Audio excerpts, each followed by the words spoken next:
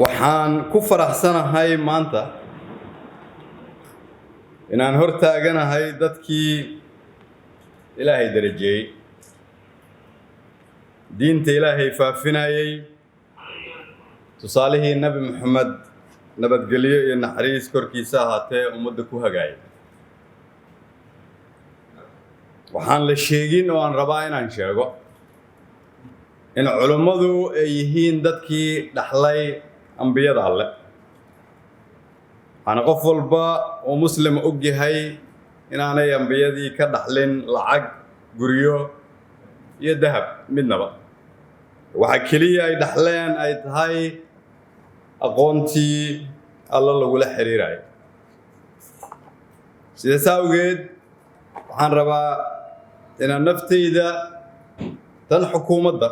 iyo tan shacabka Soomaaliyeed inaan kula dardaarmo inaan aqbalno waxay culimadu inaga mudan yihiin siinana tixgelinta ugu sareysa oo ay leeyihiin bani aadam sababtoo ah waa dadkaas Ilaahay karaameeyay culimada Soomaaliyeed waxay u dhaxeeyaan dadka oo gobol iyo qabiil ma lahan waxay ahaayeen kuwii lagu fakan jiray mar walba oo dhib jiro waxaan qirayaa in maanta la joogo maalin noocaasa garteen in sidaas la isugu yimaado waxaan rabaa halkan inaan ka caddeeyo in dadka Soomaaliyeed aan ognahay kulligood inay yihiin dad muslim ah sunni ah haddaba waxaa muhiim ah inaan isweydiino xagee bay joogaan gaalada ay shabaabku yiraahdaan waa la dagaalamayna haddii aan qirnay kulligan hormuudkii ummadda Soomaaliyeed oo culimada ay halkan ka sheegeen in ummadda Soomaaliyeed boqolkiiba boqol ay yihiin dad muslimiina sunni ah haysta madhabka Shaafiiciyada waa ayo gaalada dalkeena joogta oo lala dagaalamayo waxaan aad ugu faraxsanahay in culimadii ay maantay ka sheegtay ummadda Soomaaliyeed hortooda waxaa kaloo rabaa inaan qiro in dastuurka ummadda Soomaaliyeed uu ku salaysan yahay diinta islaamka waa maxay dastuurka cusub ama dowladnimada kale oo la raadinayo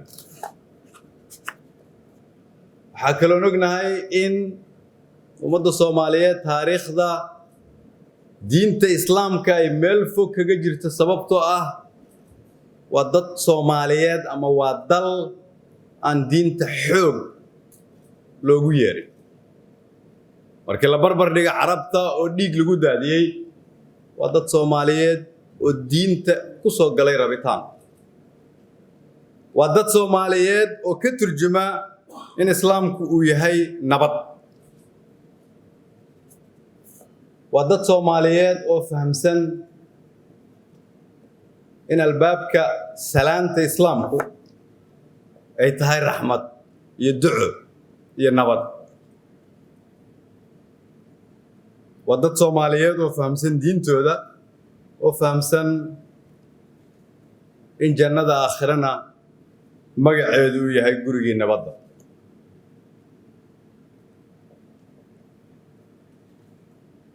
yaa wada waxan marka caruurta la qarxinayo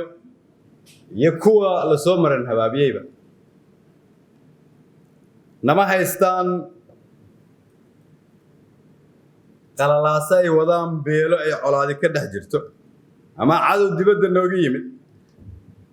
laakiin waa dad diinta ku nasab sheeganaya oo wiilasheenina ah waa dad isticmaalaya diinta dhibaatadan haysato waxay tahay marka haddii ay qaylo ka yeerto xagee loo cararayaa haddii qayl ay masaajidadii ka soo yeerto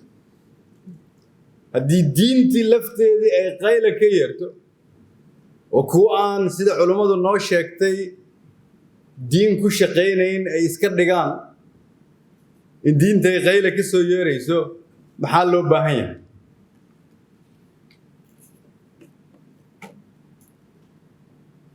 dabka wax gubaya shidaalka beenta ah oo loo adeegsanayo ayaa waxaa la leeyahay waa shidaal diimeed haddii markaas dabkaasi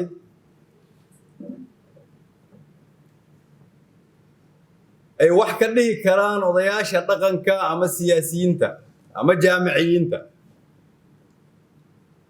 ama ganacsatada ama haweenka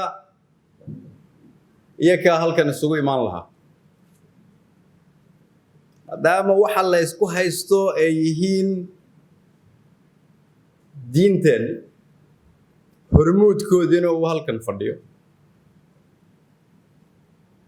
waa su'aal saxa in la isweydiiyo yaa dadka maanta u noqonaya ciddii badbaadin lahayd kuwa carruurteenna qarxiya waxay yidhaahdaan inta kale inay gaalo yihiin oo aniga ka ahayn waxay yidhaahdaan culummada waa in la laayo waa kuwiina halkan fadhiya waxay aaminsan yihiin in calankeennu aanu calan ahayn in dhulkeenna nala leeyahay oo annagu aanan lahayn waxay leeyihiin maatada in la laayo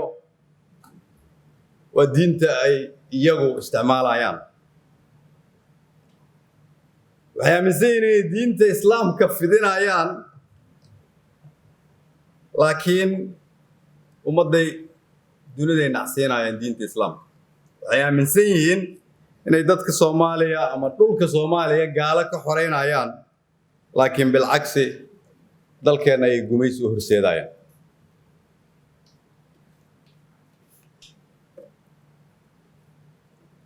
waxay aaminsan yihiin inay xukun ku helayaan been aan shaqaynayn laakiin way ku hungoobayaan waa maxay qaacidada ay isticmaalaan waxay isticmaalaan inay carruurteenna qaar qarax ku xiraan qaarna ay qarxiyaan qaarna ay qaxiyaan haddii marka dhaqankoodu uu sidaa yahay adduunyadana aan rabno inaan tusaale iftiin ah ka noqonno ma aha waxaan badbaadinayno keliya carruurteenna ay qarxinayaan iyo dhulkeenna iyo dadkeenna waxaan badbaadinaynaa diinta islaamka oo nala ka rabo sharafteeda inaan ilaalino waxaan ilaalinaynaa cilmigii ilaahay idinku aaminay inaan ummadda ku hagtaan laakiin waxaan ilaashanaynaa taariikhda ummadda Soomaaliyeed iyo magaca dadkeena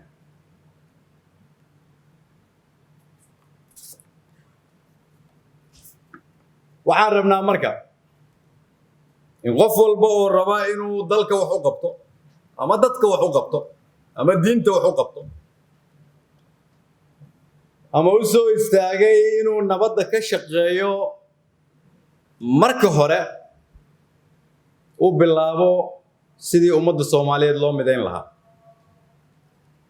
midnimada waa in laga bilaabaa kuwana hogaaminaya iyagu inay midaysan yihiin hormuudka ummadda Soomaaliyeed ama dadka Ilaahay darajeeyay oo culimada ah waxaan leeyahay si inaga aad noo midaysaan idinku bilaaba inaad midowdaan dhaqanka dawladnimadeenu uu ka duwan yahay dhaqankii hore dawladnimada ahayd in lagu hago dabdamis waxaan ku bedelnay dawladnimo leh aragti fog aqbashana in dhib iyo xanuun la maro si kuwa nooga dambeeya ay u helaan nolol wanaagsan dawladnimo aqbasha in wixii laga baqi jiray aan laga baqin in go'aanadii laga cabsan jiray aan laga cabsan in la aqbalo inay khasab tahay in dhaqaalaha dib habeyn lagu sameeyo inay khasab tahay in amniga iyo ciidanka dib habeyn lagu sameeyo oo run lagu dhaqo inay khasab tahay in siyaasadda dib u habeyn lagu sameeyo dastuurkana dib loo qoro inay khasab tahay in musuqmaasuqa lala dagaalamo inay khasab tahay kuweena madaxda inaan tuugada iyo laaluushka iyo qabyaaladda annagu iska bilowno inaan ka fogaano oo aanan kuwa nagu qabiilkaana u hiilin aan tusaale ummadda u noqon karno waxay maraysaa meel fiican waxaan ku soo marnay dhib badan waxaan rabnaa inaan dhib badan ku sii marno si kuwa nooga dambeeya ay uga bilaabaan meel ka fudud meeshii aan ka bilownay idinkana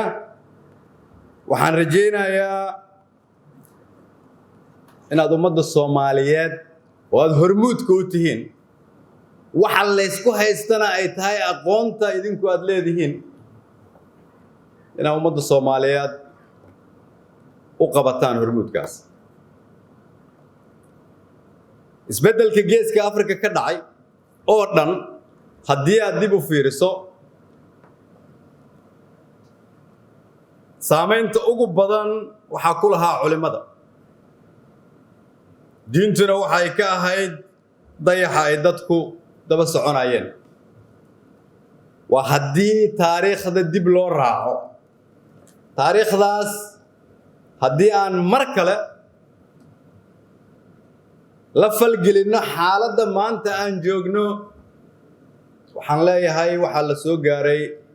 culimada Soomaaliyeed meel walbo ay joogtiin idinka doorkiina ugu dambeyntii su'aalihii sheekhu halkan iga weydiiyay Xasan Jaamici jawaabtoodu hufani waa haa warmutiyeedkii halkan ka soo baxay maalmihii aad joogteen waxaan leeyahay wasiirka wasaaradda iyo cid walba oo xukuumadda ka mid ah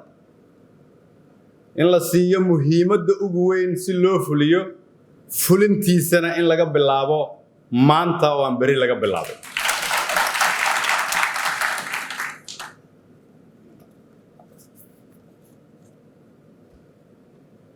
haddii aad tihiin ciddii markii dhibdhaco loo carari lahaa ummadda u dhaxaysay oo kala saari lahayd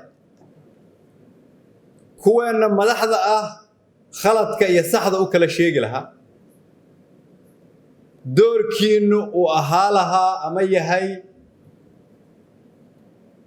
markii su'aal laga jawaabi waayo meel loo noqdo ayuu dalku leeyahay waxaan rabnaa inaad u fahamtiin inaan sidaas u fahamsannahay waxaan rabnaa inaad u fahamtiin inaan ixtiraamkaas idiin hayno in caqligeenna uu sidaas yahay idinkana waxaan rabnaa in haddii siyaasiyiintu iskhilaafsan tahay oo ganacsatadu iskhilaafsan tahay oo haweenku iskhilaafsan yihiin oo dhallinyaradu iskhilaafsan tahay waxaan rabnaa qolo aan iskhilaafsanayn aqoontoodana lagu kalsoon yahay waxaan rabnaa markii idinku tilaabada ugu horeysa inaad qaadaan ballanqaadkayga aniga wuxuu yahay marka hore inaan nafteenna ka ilaalino inaan ummadda dhibaatayno xoolaha ummadda islaameedna aan khiyaamayno marka labaad ballanqaadkeennu wuxuu yahay dhib walba oo na hor istaaga qof walba oo isku dayda inay nagu celiso dhaqankii aan soo dhaafnay hadafkeennu inuu ahaan doono mid fog